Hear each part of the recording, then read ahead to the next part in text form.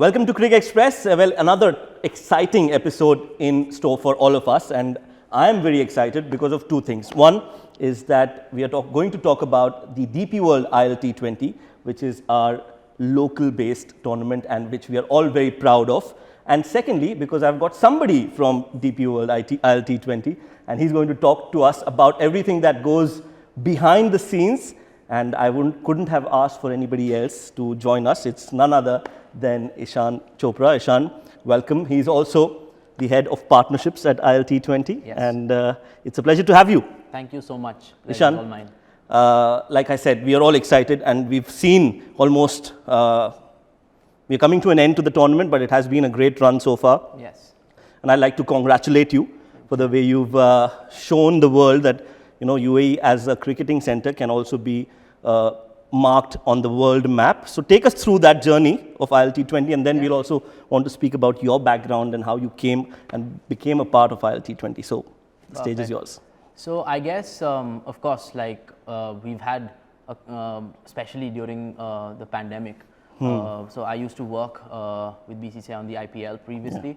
And during the pandemic, we had to shift tournaments, and the only place which could host a tournament of that magnitude was the UAE because of world-class infrastructure that the UAE has to offer. And at a point in time where, of course, we were undergoing a lot of uncertainties due to the pandemic, UAE played its part in being the perfect host for the IPL here.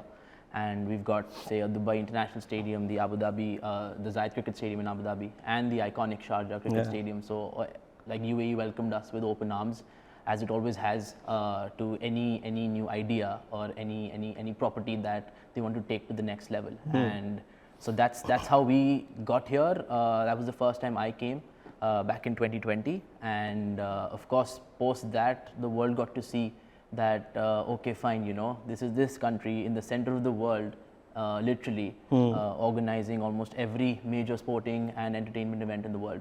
And so cricket, of course, is one of them now, and UAE has hosted the IPL the following year also, wherein we broke away half the tournament from India again due to the pandemic, and we came here. We had the ICC World Cup here.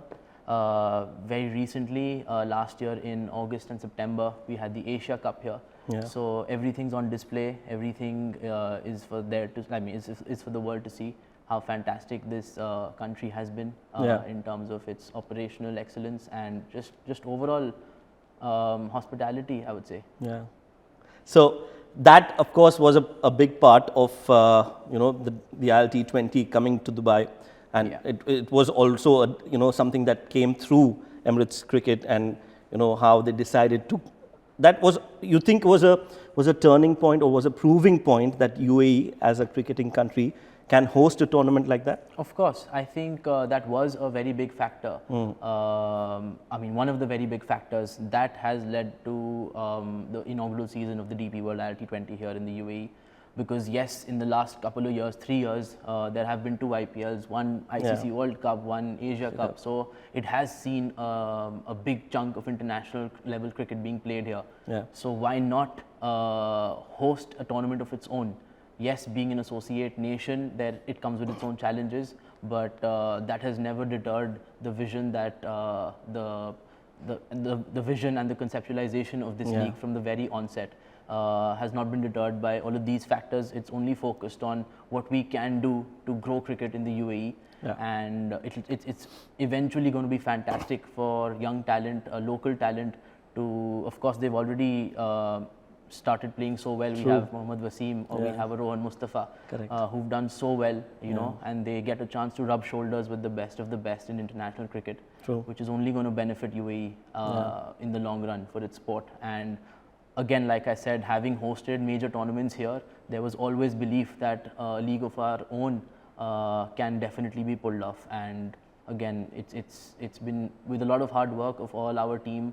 I think we obviously have always strived to achieve operational excellence, and there have been challenges here and there, but I think we have managed to kind of attain a level where we are proud of ourselves of, I mean, it being the first one ever, right? So a first of many, hopefully. Well, the first, but definitely not the last. And I think we've done a wonderful job. You, in particular, have done a wonderful job. You handle the partnerships part of it. Yes. And we know that what entails. I know for a fact that how difficult that role is, how challenging that role is, because it's not only about the tournament, but you also have to interact with the different teams and what they have to offer. So for people who don't know, just take us through on what actually happens behind the scenes and what is your role in particular when it comes to the DP World ILT20. All right. So I head partnerships, like Right. you've already mentioned. So of course, getting central sponsors on board, brands that are UAE based or India based or international brands, to make them understand how this league can benefit their brand, and to at the same time, marry both our identities together and make our team understand if whichever brand is suitable to what we are trying to achieve as well.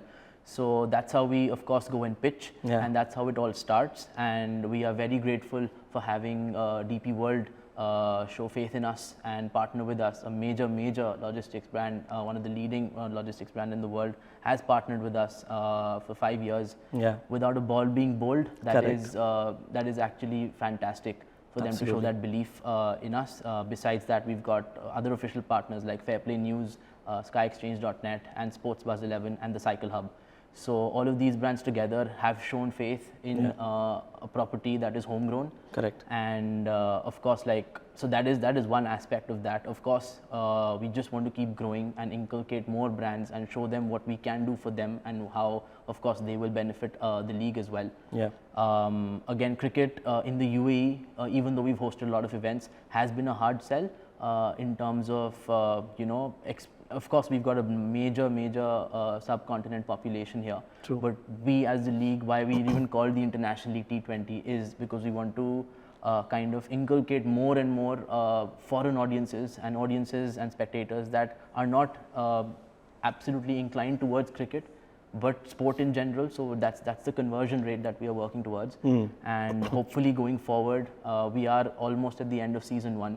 And it's been fantastic to have local support and international brands join us for that. And hopefully the exposure and the integrations that we've worked towards during the season with these brands will kind of encourage others to join hands with us as well. So how this works is, just kind of stretching your question here, is of course, like, we inculcate a brand, and in our first meetings, of course, it's a set of deliverables, which is basic exposure. So we've got like different assets that the league has to offer. For common understanding, it's basically the LED perimeter advertising, then we've got the pitch mats, then we've got the boundary wedges, and all our backdrops. Over and above that, we understand what the brand who is partnering with us wants to achieve out of this association. Nice. And we try to understand how cricket properties or in-game assets can benefit them. And that's how brand activations come into being. Just to give you an example, for example, we've got the DP World Smart Truck. If you've seen, the match ball is being carried on a DP World Smart Truck, and it's a direct brand fit with their logistics. Yes, correct. True. So that's something, that's one of the things that we work towards. Of course, then a lot of back-end work goes into it. Yeah, I'm sure. I've got a team, and we sit down with the producers, the directors, of what shot looks best, how we want to pitch it to the audience that is watching. Of course, in that aspect also, we are very grateful to have Z Network being our host broadcasters across the globe. And of course, we want the right messaging to go out, and that's the aim of the brand as well. So we first sit together with the brand, then whatever we give them as feedback, being in the sport, we know what works, what doesn't work through my prior experience. And then we kind of sit with commentators, producers, give them a script, tell them how many times this has to come, how it's supposed to look, and how it has to be married to cricket and not just look like an advertisement, because that's predominantly how it works behind the scenes. So it's interesting that you say that there is a match that is going on the ground, but there's so much behind the scenes, and especially when we talk about the venue, there's so much to do on the venue as well in terms of branding and brand integration and activation, as you mentioned. So how does that work? Do you have a process in place where you make sure that you've got, how does the activation part of it work for the brands?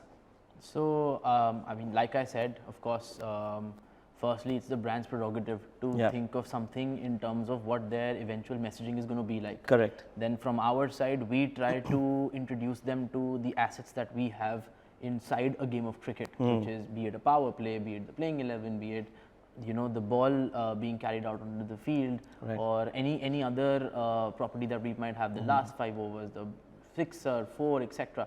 So we have a lot of assets to play with. Then we kind of try to suggest to the brand what would work for their brand messaging to come out properly. And again, we come up with like 4 or 5 options. We sit with them, of course, we brainstorm together, and then once that's finalized, we formulate a sheet which actually talks about the messaging that will go out, and we prepare a deck, a sheet, and then we sit with the producers before the season starts. And because the producers are the ones who guide the commentators as to what they have to say at what time, which graphics will come in when, and they will align it with the director who's going to show it on world feed. So that's the back end process. So the producers need to be really clear about what we are trying to do, and for them to be clear, we need to be clear about what we are trying to convey, having the brand on board, of course. And yeah, so that's how you see it come to life eventually. So it's a well-oiled machine working tirelessly for the duration of the tournament when it comes to the behind the scenes we are talking about. So it's not only that what you see is what you see, but there is a lot that goes behind as well. Like you mentioned, there's so many different departments and aspects involved in getting that brand out onto the stage where you get the required and target audience. Very interesting.